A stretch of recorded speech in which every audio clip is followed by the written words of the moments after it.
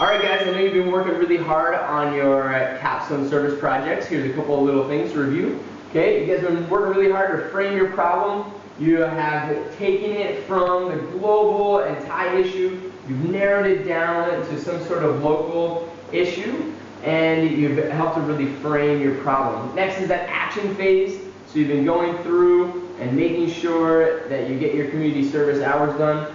And then last is your solution phase. Alright, this is the success. And the question is, how do you measure success?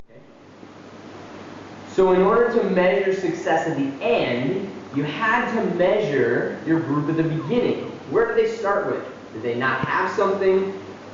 What was their ability like? What was the standard? So that your action then can make a difference. You can measure that difference.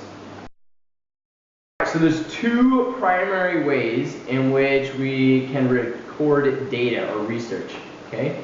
There is qualitative research or data, and there's quantitative data. Okay, quantitative, most of the time this is what we think about when we think about data. Represented or communicated in numbers or graphs, percentages, things like that. This data is often gathered through like surveys, measurements, comparisons. For many of you, this means like some kind of pre and post test, similar to the way your teachers would give you a pre and post test.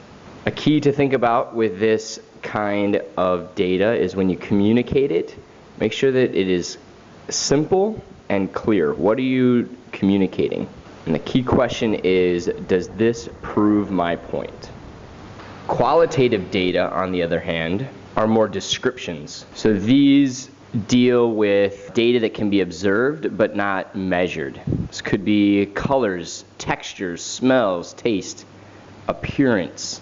These are often collected through interviews, photos, videos, observations, anecdotes, and stories. The key with this is that it needs to be specific and detailed. So the key question is, how do you know?